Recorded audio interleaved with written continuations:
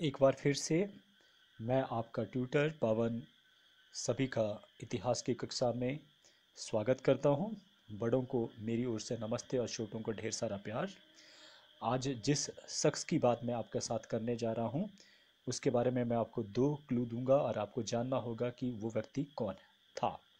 पहला क्लू है कि उनकी माता का नाम था हमीदा बानो बेगम, और दूसरा क्लू है कि उनके पिता का नाम था हुमायूं।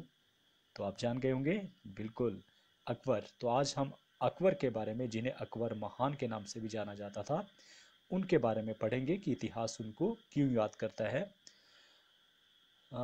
शासनावधि जनवरी 1556 से लेकर अक्टूबर 1605। राज्याभिषेक होता है 14 फरवरी 1556 कालानौर पंजाब में। पूर्ववर्ती जो शासक वो हेमू, और उत्तरवर्ती जो है वो जहांगीर, उनके बेटे। जन्म 15 अक्टूबर 1542 ईस्वी में अमरकोट किला जो सिंध में है वहाँ होता है। निधन 27 अक्टूबर 1605 ईस्वी में 63 वर्ष की उम्र में, फतेहपुर सिकरी जो उन्होंने राजधानी बनाई थी नई, आगरा में। और समाधि जो है वो बिहस्ताबाद सिकंदरा, आगरा में। और जीवन संग्रह उनके तीनों के नाम यहाँ पर हैं। घराना उनका था वो था तैमूर मुगल का, और पिता जो है उनका नाम है हुमायूं, और माता का नाम जो है हमीदा बानो बेगम, जिसको मैंने पहले ही कह दिया है। अब थोड़ा सा जो है विस्तार पूर्वक जो उनके प्रारंभिक जीवन से शुरू करते हैं। आप देख रहे होंगे यहाँ पर मैंने 2 पिक्चर्स लगाई हैं, और अगर आप ध्यान से देख रहे होंगे तो आप ये सोच रहे होंगे कि ये अकबर की तो है नहीं। तो पहली जो तस्वीर है वो है तैमूरलंग की, और दूसरी जो है वो चंगेज़ खां की। अब इनका संबंध जो है अकबर से कैसे, वो जानना बहुत ज़रूरी है। मैं चाहता हूँ कि अकबर को आप पूरी तरह से जान पाएँ किताबों से बाहर, और जो कम्पिटिटिव एग्ज़ाम की तैयारी कर रहा है उसके लिए तो बहुत ही ज़रूरी। तैमूर लंग के बारे में सबसे पहले जान लेते हैं कि तैमूर लंग कौन था। तैमूर लंग जो है, अगर हम पिता की तरफ जाएं अकबर के, हुमायूं की तरफ, तो हुमायूं के वंशज जो है वो तैमूर लंग थे। तो जो तैमूर लंग के बारे में थोड़ा सा और जान लेते हैं कि इन्होंने दिल्ली पर ऊपर जो चढ़ाई करी थी, आक्रमण किया था, वो 1398 ईस्वी में किया था। और मकसद था कि दिल्ली की जो धन संपदा है उसको लूटना, क्योंकि हमेशा से जो है भारत जो आकर्षण का केंद्र क्या रहा धन के बारे में। तो इसलिए जो है तैमूर भी जो भारतवर्ष इसलिए आया था कि वो यहाँ की धन संपदा को लूट सके। तो माना जाता है कि दिल्ली में वो लगभग 15 दिन तक रहा, और पहले 5 दिन में उसने दिल्ली को इतने बुरी तरह से कुचला, इतनी बुरी तरह से लूटा, कि वहाँ के लोग कहते हैं, या इतिहास मानता है, गवाह है, कि वहाँ पर 1 लाख के करीब हिंदुओं को जो है सरेआम कत्ल कर दिया गया था, और मंदिरों से धन संपदा को लूट लिया गया था। तो अंततः इसने जो है जो लूट का माल था उसे, और औरतों को, बहुत सारी औरतों को, और बहुत सारे शिल्पकार को लेकर ये जो है वापस जो है जहाँ से आया था समरकंद, वहाँ वापस चला जाता है। और माना जाता है कि ये हिमाचल, जहाँ नगरकोट की बात आती है, कांगड़ा में फोर्ट है, वहाँ से होता हुआ, और कश्मीर से होता हुआ वापस जो है लगभग जो है 1399 में, 1398 में आता है, और 99 अगले वर्ष ये चला जाता है मार्च या फरवरी के महीने में। तो ये पढ़ा हमने तैमूर लंग। दूसरा जो आता है वो आता है चंगेज़ खां के बारे में। चंगेज़ खां जो वंशज जो थे वो उसकी माता की तरफ से, माता जो हमीदा बानो बेगम है उनकी तरफ से उनका नाम आता है कि उनके वंशज थे। और इनके बारे में हमने जो है वो +1 में पढ़ लिया है। आपको याद होगा तेमुजिन का नाम। ये तेमुजिन कौन थे? ये चंगेज़ खां ही थे। कहते हैं कि एक छोटे से कबीले में इन्होंने जन्म लिया, और जब इनकी मृत्यु हुई तो ये एक छोटे से कबीले के शासक नहीं थे, बल्कि एक बहुत बड़े साम्राज्य के जो है वो शासक बन चुके थे। और ये जो साम्राज्य की यदि बात करें, आप इसकी विशालता के इसी बात से पता लगा सकते हैं कि कहते हैं एक छोर से जब चलते थे और दूसरे छोर तक पहुंचते थे तो लगभग 1 वर्ष नहीं, 2 वर्ष लगते थे। 2 वर्ष में जाकर जो है दूसरे छोर पर पहुंचते थे। तो इसका जो साम्राज्य था, अगर हम जो है आ, अगर हम इसकी पश्चिम की तरफ की बात करें, तो पश्चिम में ये जो है फारस से लेकर लगभग जो है यूरोप का हिस्सा जो शुरू हो जाता है, वहाँ से शुरू होता था, और जाके पेकिंग जो है चाइना का जो है अंतिम छोर आता है, वहाँ तक ये फैला हुआ था। तो आप सोच सकते हैं कि कितना बड़ा ये साम्राज्य फैला हुआ था। तो ये 2 जो महायोद्धा जो है रहे हैं, विश्व इतिहास में इन दोनों का खून जो है वो अकबर के शरीर में दौड़ रहा था। तो ये इसके बारे में बताना जरूरी था आपके लिए। दूसरा आता है कि हुमायूं को जो पश्तून नेता थे जिनका नाम था शेर खां, इनकी वजह से जो है वो भागना पड़ा था कहाँ, फारस जिसे कहा जाता है ईरान। और यहाँ पर उन्होंने निर्वासित का जीवन व्यतीत किया और इसी के कारण जो है वो एक जगह से दूसरी जगह दौड़ते रहे। कहते किंतु लेकिन अकबर को वो अपने साथ नहीं ले गए थे, संग नहीं ले गए थे, क्योंकि उन्हें मालूम था कि उनको जान को खतरा था। इसलिए उन्होंने क्या किया था, उन्हें एक जो है जो उनके विशेष आदमी रहे थे, या उनके जो हम ये कह सकते हैं कि किसी के ऊपर हमें बहुत ज़्यादा ट्रस्ट होता है, वैसे ही वो व्यक्ति थे। और ये थे कहाँ, रीवा में। याद रखने वाली बात है कि रीवा में या आज का मध्य प्रदेश पड़ता है, आज का जो मध्य प्रदेश है, यहाँ का एक ग्राम था जिसका नाम था मुकंदपुर। यहाँ पर वो छोड़कर उसे गए थे। लेकिन अकबर की वहाँ के राजकुमार जो थे जिनका नाम था राम सिंह प्रथम, ये बाद में रीवा के शासक भी बने, इनके साथ जो हो मित्रता हो गई और काफ़ी लंबे समय तक मित्र बने रहे, आजीवन भर, काफ़ी लंबे समय तक नहीं, आजीवन भर जो अकबर ने इनको याद भी रखा। उसके पश्चात जो है ये जब बड़े हुए तो ये वहाँ से चले गए और कहाँ पहुँचे, जाकर अपने चाचा मिर्जा अस्करी के पास। क्योंकि जो अब समय जो है लगभग 15 वर्षों का समय जो है वो हुमायूं ने अज्ञातवास में निकाला था, मतलब अपने भारतवर्ष से बाहर निकाला था।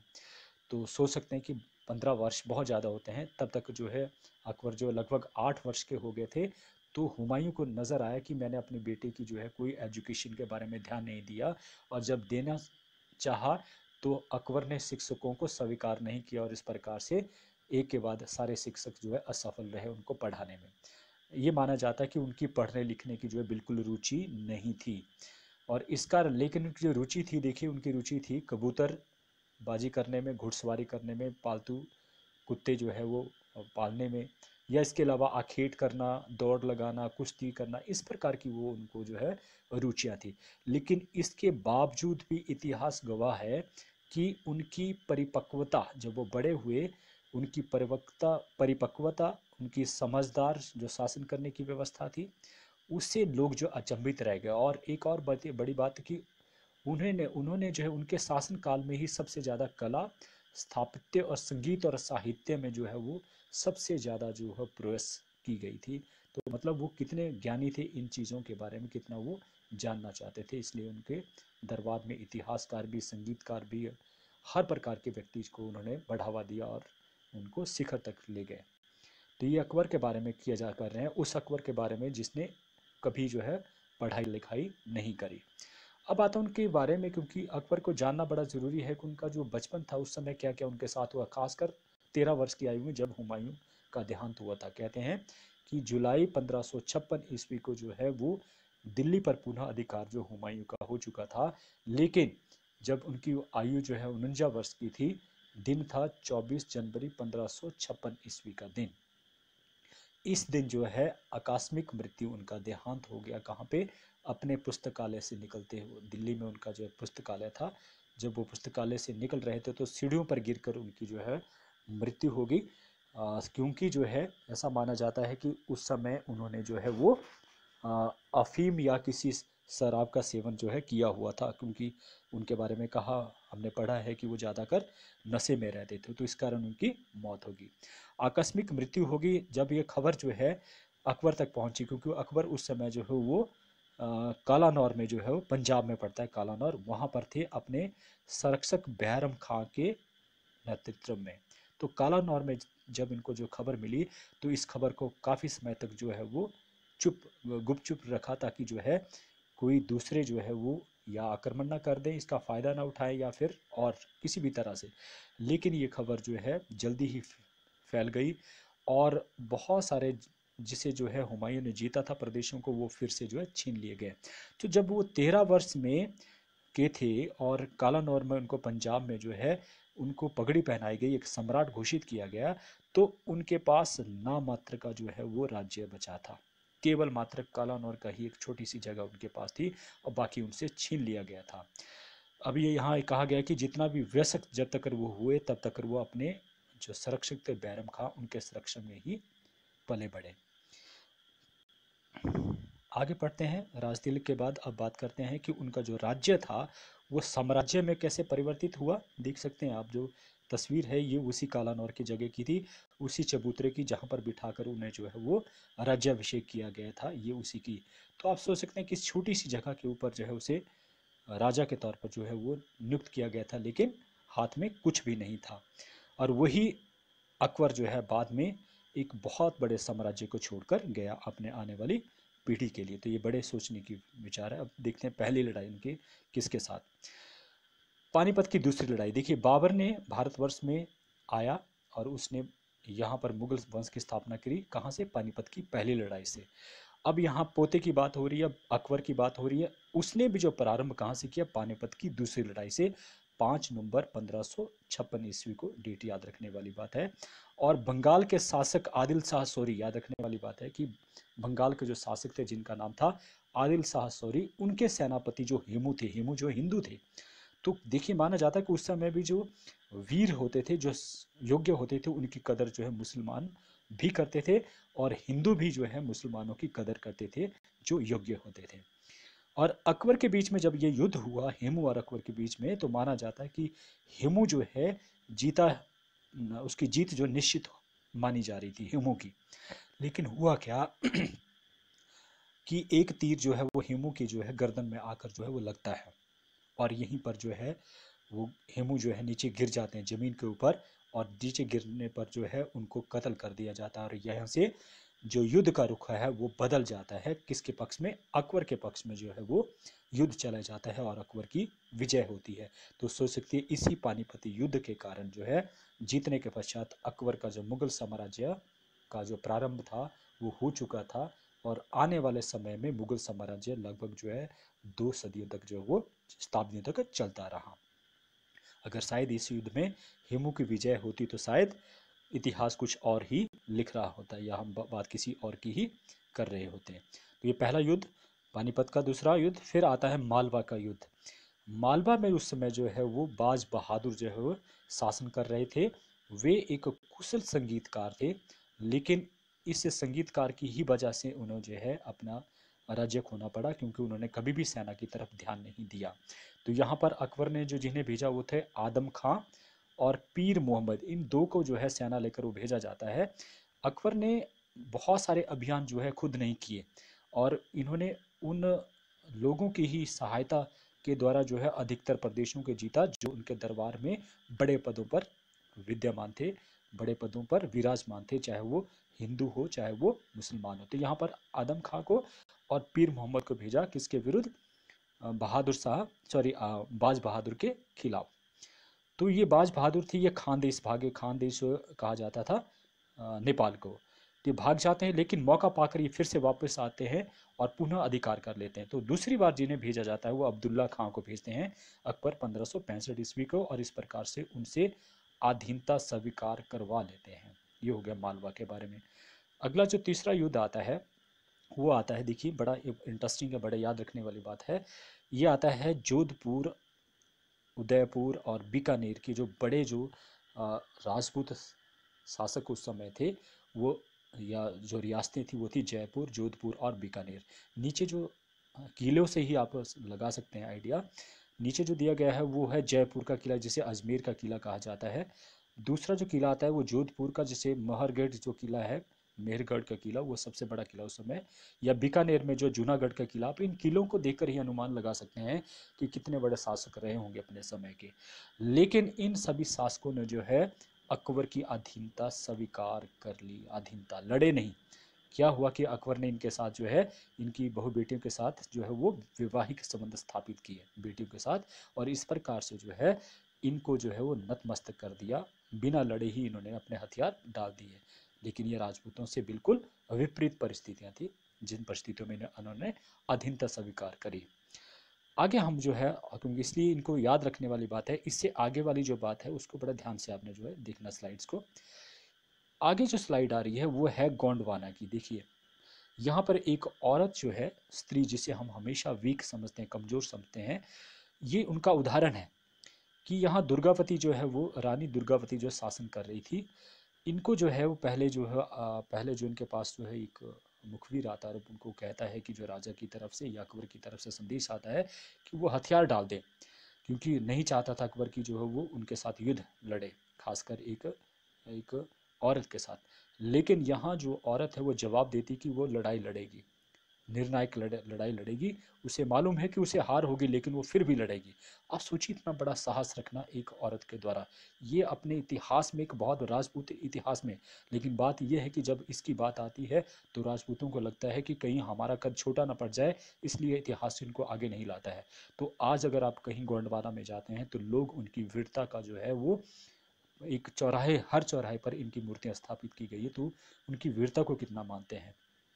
कहते हैं कि रानी ने जो है, रानी को मालूम हो गया कि वह हार होने वाली है और हार होने से पहले ही उन्होंने अपने आत्महत्या जो है वो कर ली थी। तो कितना बड़ा ये कि उन्होंने ये चाहते तो वो उनके आगे नतमस्तक होकर होकर जो है वो आधीनता स्वीकार कर लेते और फिर से राजा बन जाती उस जगह का। जिस प्रकार से अकबर ने बहुतों के साथ इस तरह से दिया कि बहुतों को फिर से जो है वो बना दिया गया, लेकिन अधीन शासक के तौर पर वहाँ पर रखा, लेकिन इसने अधीनता स्वीकार नहीं की। ये है एक राजपूतानी की बात। तो आप कह सकते हैं कि जो है कैसे शासक हुआ और कैसे एक शासिका ने जो है वो कर दिखाया, अपनी बात को मनवाया। तो ये पांचवा जो आता है वो आता है मेवाड़ के बारे में। यहाँ पर भी जो बड़ी दिलचस्प कहानी जो आती है, मेवाड़ एक ऐसी रियासत नज़र आती है जिसने जो मुगलों के शासनकाल में जो है वो अपना सीने को आगे किया और कभी भी गर्दन को नीचे नहीं झुकाया। कुछ एक जिसमें आज हम जो बात कर रहे हैं वो कर रहे हैं चित्तौड़गढ़, और यहाँ पर भी कुछ जो है भागते हुए नजर आते हैं और कुछ जो है अपना सीना चौड़ा करके आगे खड़ने वाले हैं। तो 1567 ईस्वी में क्या है कि अकबर जो है खुद जाते हैं, ये बड़ी बात है, मेवाड़ को जीतने के लिए वो खुद जाते हैं। चित्तौड़ जो है वो मेवाड़ की राजधानी का नाम था। अगर आप जाएं तो ये पूरी पहाड़ी के ऊपर एक किला बना हुआ, देखने वाली बात है। यहाँ पे जो है जब 1567 ईस्वी को अकबर अपनी सेना के साथ पहुंचते, उसको घेरते हैं, तो जब वहाँ का जो शासक थे जिनका नाम था उदय सिंह, उदय सिंह को मालूम होता है कि अब हार होने वाली है, तो वहाँ से वो भाग जाते हैं, सफल हो जाते हैं। लेकिन वहाँ का जो नेतृत्व है वो दो सरदार करते हैं जिनका नाम था जयमल और फतेह।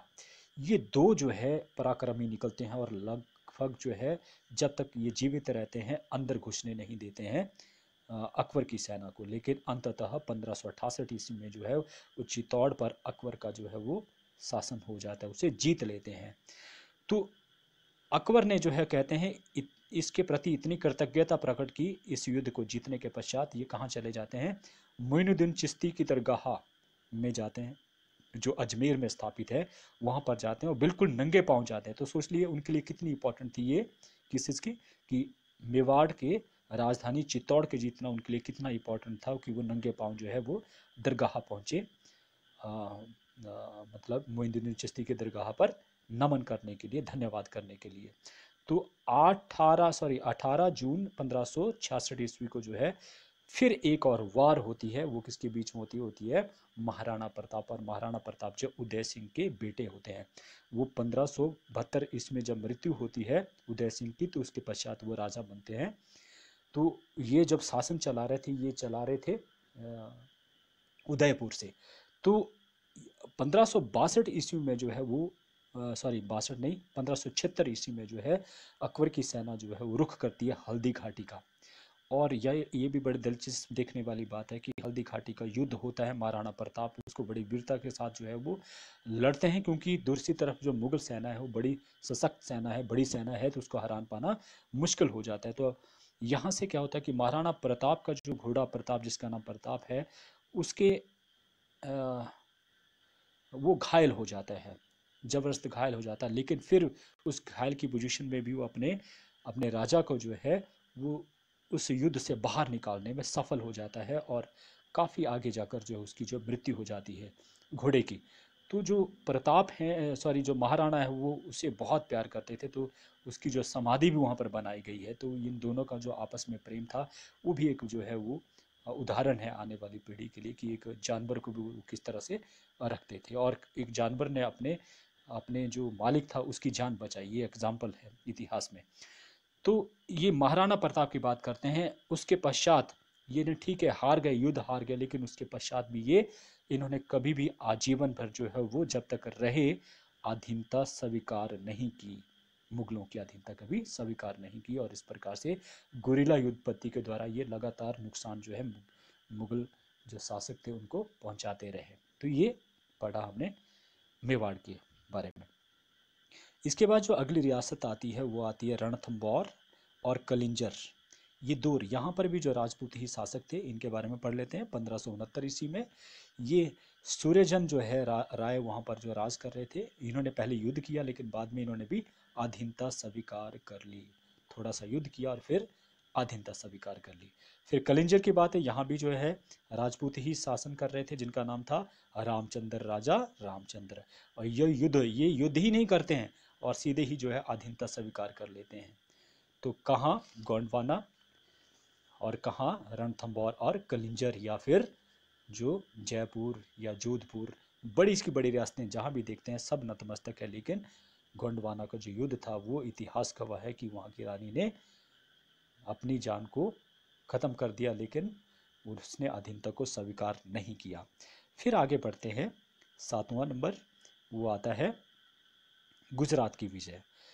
देखिए 1572 और 73 ईस्वी में गुजरात भी उस समय एक बहुत बड़े राज्य के तौर पर जो माना जाता था। तो इसलिए जो है चित्तौड़ के जीतने के पश्चात जो है वो अकबर ने रुख किया कहाँ, गुजरात की तरफ। ये वहाँ भी खुद ही गए, लेकिन वहाँ के शासक मुजफ्फर शाह, वहाँ का शासक जो था उसका नाम था मुजफ्फर शाह, उसने जो है वो अपने हथियार डाल दिए, मतलब नतमस्तक हो गया और अधीनता स्वीकार कर ली। तो इस विजय से अकबर इतना खुशी हुआ कि उसने अपनी राजधानी फतेहपुर सिकरी में जो है एक बुलंद दरवाज़ा बनाया। ये है बुलंद दरवाज़ा जिसकी बात मैं कर रहा हूँ। तो ये बुलंद दरवाज़ा जो है उसी की यादगार में, गुजरात की विजय की यादगार में जो है बनाया गया था। ये हो गया गुजरात की विजय। इसके पश्चात जो विजय आती है वो आती है बंगाल और बिहार की विजय। 1574 और 75 में, 74 में क्या होता है कि जो शासक थे दाऊद खां, उनको पराजित जो है अकबर की तरफ से जो मुनीब खां, उनके द्वारा जो उनको पराजित किया गया। लेकिन मुनीब खां की जो है मृत्यु हो जाती है और उसके बाद फिर से दाऊद खां जो है फिर से वापस आ जाते हैं और कब्जा कर लेते हैं। और फिर क्या है कि उसके बाद जो है टोडरमल को भेजा जाता है। देखिए टोडरमल की बात जो है वो शेर शाह सूरी के शासनकाल में भी बात की थी हमने कि वो वहाँ के मंत्रियों में जो है नियुक्त थे और राजस्व विभाग के ये मंत्री हुआ करते थे। तो ये जो टोडरमल थे ना केवल जो है, और आप देख रहे होंगे ये यहाँ पर अकबर के शासनकाल में भी जो राजा टोडरमल का नाम आ रहा है, और ये राजस्व विभाग यहाँ के भी ये मंत्री थे। लेकिन केवल जो राजस्व विभाग पर ही इनकी जो है पकड़ नहीं थी, बल्कि ये एक योद्धा भी थे। ये इन्होंने सिद्ध किया बंगाल और बिहार की लड़ाई में। तो 1576 ईस्वी में मुगल साम्राज्य में मिलाना बिहार और बंगाल को, ये किसके द्वारा सिद्ध हुआ था, टोडरमल के द्वारा, और उसे पराजित करके उसे हत्या भी कर दी गई थी। किसकी हम बात कर रहे हैं, दाऊद खां की। आगे हम चलते हैं, अगली जो रियासत है वो है, अन्य में डाल दिया है मैंने बहुत सारी। काबुल की विजय है, ये 1585 ईस्वी में होते हैं। वहाँ पर जो उसके जो सौतेले भाई हैं जिनका नाम था मिर्जा हाकिम, वो शासन कर रहे थे, लेकिन उनकी मृत्यु हो गई। इसके पश्चात सीधा ही जो उन्हें मिला लिया गया काबुल को मुगल साम्राज्य में। फिर कश्मीर की बात होती है। कश्मीर के जो शासक थे यूसुफ शाह, वो भी निकम्मे साबित हुआ और इस प्रकार से 1586 ईस्वी में इसे भी मिला लिया गया। सिंध पर विजय जो है 1590 और 91 में होती है। मिर्जा जानी बेग के द्वारा जो है अधीनता स्वीकार करवा ली जाती है। उड़ीसा की विजय है 1592 ईस्वी में। यहाँ के जो शासक थे उनका नाम था निसार खां, और यहाँ पर भेजा जाता है हिंदू जो शासक थे मान सिंह, जो अकबर के दरबार में जो है अपनी हाजिरी देते थे, उनको भेजा जाता है और इस प्रकार से वो जो है निसार खां को भी जो है पराजित करते हैं और इस प्रकार उड़ीसा को भी मिला लिया जाता है। फिर आता है कंधार की बारी। 1595 ईस्वी में कंधार ईरान के अधीन था, लेकिन वहाँ का जो गवर्नर थे जिनका नाम था मुजफ्फर हुसैन, उन्होंने कुछ शर्तों पर जो है इसे मुगल को सौंप दिया था। और दक्षिण की विजय में जो है अकबर ने दक्षिण की तरफ ही रुख किया। 95 से लेकर 1601 ईस्वी तक युद्ध लड़े। ये खानदेश, अहमदनगर, बीजापुर और गोलकुंडा, यहाँ पर वो केवल अधीनता स्वीकार करते हैं और फिर से उन शासकों को वापस उनके देश दे देते हैं, लेकिन कुछ शर्तों के साथ, जिसमें जो है वो हर साल उनसे जो है वो पैसा लिया जाता था कर के तौर पर, और साथ में उन्हें जो है आदेश भी दिया जाता था कि वो दरबार में पेश भी होंगे। तो ये पढ़ा हमें उनके द्वारा एक छोटे से राज्य से, जिसने शुरू किया था, कालानौर से शुरू किया था, और एक बहुत बड़े साम्राज्य को जो वो छोड़ कर गए थे। अब उस साम्राज्य की बात जो कर लेते हैं। ये है अकबर द्वारा स्थापित, जो हरे रंग का आप देख रहे हैं, ये वो साम्राज्य थे जिसे अकबर ने स्थापित किया था। इसमें जो है कुछ एक जो है हल्के हरे के जो है निशान जो है नज़र आते हैं, जिसमें गोंडवाना भी आता है, अहमदनगर भी आता है। ये सारी वो जगह थी जिन्हें जो है अधीन किया गया था, ना कि उसे पूरी तरह साम्राज्य में मिला लिया गया था। उन शासकों को फिर से जो है वो दे दिया गया था। ये वो जगह हैं, दर्शाई गई हैं, ठीक है। तो अब एक और बीच में आ रहा है, पाकिस्तान के पास बीच वाला क्षेत्र जो खाली पड़ा, ये जो पाकिस्तान में पश्तून की जगह है, वहाँ पर जो इसको छोड़ दिया गया था, वहाँ का जो पश्तून जो शासक था उसे भी छोड़ दिया गया था।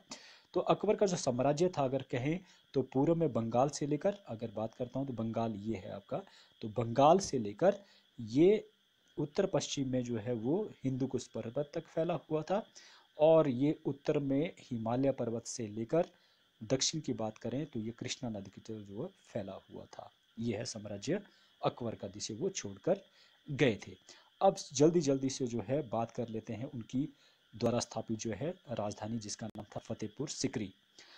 1571 से लेकर 1586 ईस्वी तक जो है उनकी राजधानी बनी रही। इसमें पहला जो आता है वो बुलंद दरवाजे का जो है वो चित्र आ रहा है, देख सकते हैं आप, एक तौर पर जो बनाया गया है बुलंद दरवाज़ा, और यहाँ फोर्ट का जो है वो जो आ रहा है देखने के लिए। ये मैं दिखा रहा हूँ कि आप कम से कम उन इमारतों के बारे में जो जान पाएँ या देख पाएँ, जो शायद आप जा पाए या ना जा पाए, चित्रों के जरिए कम से कम उनको समझ पाएँ जो। और चित्रकला भी ऐसी, आप अद्भुत नमूना देखिए, आप सकते हैं ये सारा पत्थरों की ही कलाकारी है, पत्थरों की ही जो है। अगर आप इसको बड़े नज़दीक से देखेंगे तो जो जालियाँ जो है, जिसकी हम जो है मेटल से बनाते, धातु से बनाती हैं, वो जालियाँ भी जो पत्थरों से ही बनाई गई थी। तो कितनी जो है वो शिल्पकारी जो है, मुगल कालीन जो शिल्प कला थी वो कितनी बारीक थी, और उसको देखने के लिए आज भी जो विदेशी सैलानी भारतवर्ष में आते हैं। यहाँ पर पहला जो है वो फोर्ट का बताया गया है, फतेहपुर सिकरी में जो फोर्ट किला बनाया गया है, उसके अंदर की जो इमारतें देखिए, जोधा महल जो कितना खूबसूरत बनाया गया है, और पंच महल देखिए अब कितना सुंदर जो है बनाया गया है, देखने से ही जो है मन जो है वो मोहित हो जाता है। ये एक और है दीवाने खास, जहाँ पर राजा जो है खास समय जो बिताते थे, दीवाने खास। और दूसरी तरफ को जो है वो आती है जामा मस्जिद, जो फतेहपुर सिकरी में। एक जामा मस्जिद जो है दिल्ली में भी है, एक आगरा में भी है। दिल्ली की बहुत मशहूर है, लेकिन ये छोटी छोटी मस्जिदें हैं, इसलिए इनका नाम ज़्यादा नहीं आता है इतिहास में। एक और है फतेहपुर सिकरी में ही किले के अंदर, ये वाइट संगमरमर से जो आपको नज़र आ रहा है, ये सलीम चिश्ती की दरगाह है। कई बार क्वेश्चन आता है कि सलीम चिश्ती की दरगाह कहाँ पर स्थित है, तो ये फतेहपुर सिकरी के किले के अंदर जो है स्थापित है। और जैसा कि जो मैं हमेशा जो है वो अंत में एक स्लाइड जो है ज़रूर विचार की जो है देता हूँ, तो आज का विचार है, कामयाब लोग अपने फैसलों से दुनिया बदल देते हैं। कामयाब लोग अपने फैसलों से दुनिया बदल देते हैं, और नाकामयाब लोग दुनिया के डर से अपने फैसले बदल देते हैं, और नाकामयाब लोग दुनिया से डरकर अपने फैसले बदल देते हैं। और अगर मैं इस 4 लाइनों को जो है वो अर्थ देता हूँ, तो मैं उदाहरण देना चाहूँगा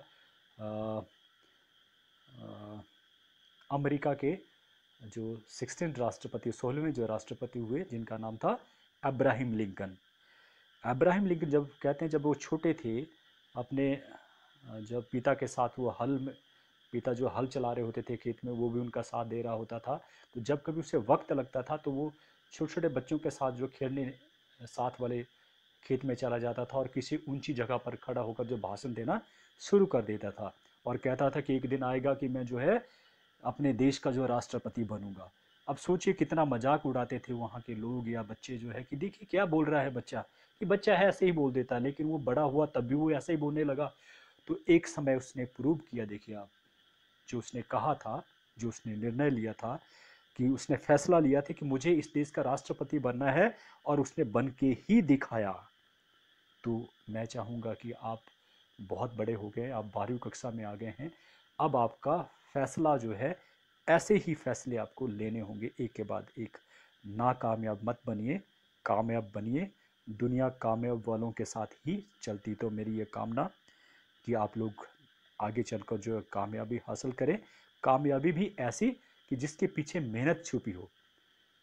ऐसा नहीं कि कहीं चोरी डकैती कर ली, धन लिया है, लूट लिया, बड़ी बिल्डिंग बना दी और उसे कामयाबी नहीं करेंगे। तो मेरा जो कहने का दृष्टिकोण है कि ऐसी कामयाबी जिसके लिए आपके माँ बाप फ़ख्र करें और मैं भी ये फ़ख्र करूं कि ये मैंने स्टूडेंट्स पढ़ाए हैं। तो इसी आशा के साथ आज आपने फिर से मुझे बड़े ध्यान से सुना, उसके लिए आप सभी का बहुत बहुत धन्यवाद। आगे हम भी इसी तरह से आपका सहयोग बना रहेगा। Thank you. आज के लिए इतना ही।